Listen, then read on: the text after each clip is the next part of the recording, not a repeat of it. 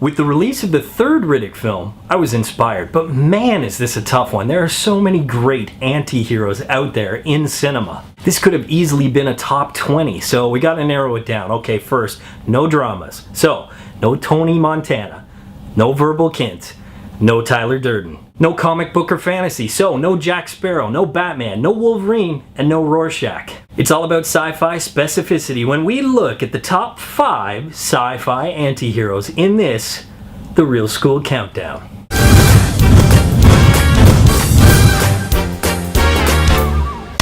Number 5, Snake Pliskin. He's got it all. The badass 80s hair, dressed head to toe in leather, and of course, the iconic eye patch. And while Escape from New York and Escape from LA were basically the same film, seriously, have you seen both? Snake gets captured, gets poisoned, gets sent to rescue the president or the president's daughter in the sequel, makes it back just in time to double-cross the corrupt American government. It begs the question why they made the second film.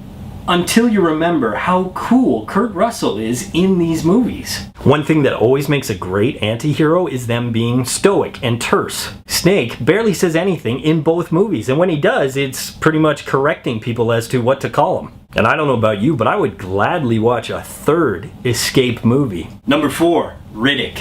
I've made this joke before, but he is the creepiest guy to be named Richard since Nixon. He's the character that inspired this list, so he certainly deserves a spot. And considering the Furion launched Vin Diesel's career, it's not hard to see why. If physical presence isn't enough, and Vin Diesel clearly has that in spades, it's the character's dialogue delivered by Diesel's trademark voice that really packs a punch. Some anti-heroes never shut up, but others, like Snake, never say anything. Riddick is kinda right in the middle. David Twohy and Vin Diesel have created a great character whose narration is key in all 3 Riddick films. And while Riddick may choose his words carefully, he is a character full of dark wit. What's great about Riddick is his intelligence. Sure, he's a murderer, but he's not without philosophy. And the mind games that he plays, and the way he manipulates any situation he's in and everything around him, is only one of the reasons that he is the best part of all 3 of those movies. Number 3, Ash.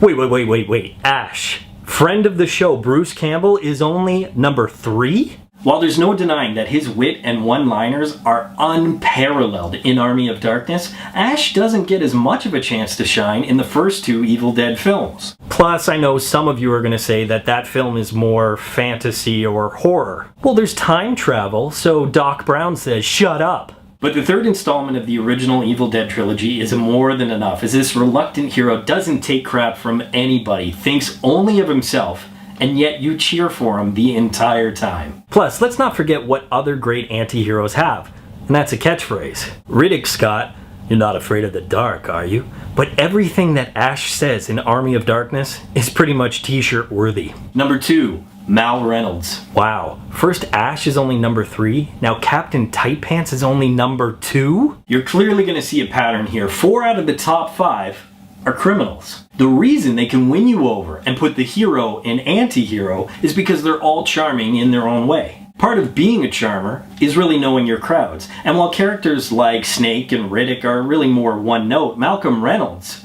is a jack of all trades. Part pirate, part astronaut, part cowboy. He appeals to both men and women. And the character is so interesting because he can be both dark and poignant and hilarious. Wrap that up with the sharp, witty, and poetic dialogue of Joss Whedon and his Firefly writing team, and give it to Canadian national treasure Nathan Fillion, and this anti-hero cannot be beat. Except he was beat. He's only number 2. Only reason he's number 2 is because charming Space Captain Pirate has been done before.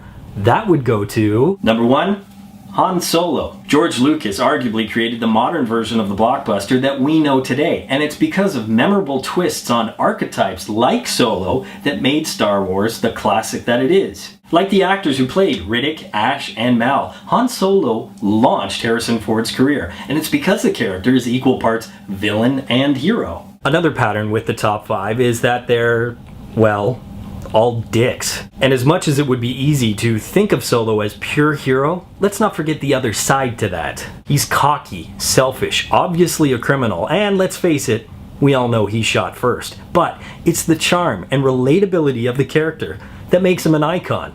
Makes you think, would you want anyone else playing this character? Agree or disagree with the list? Leave your picks for top 5 in the comment section below. But until next time, school's out.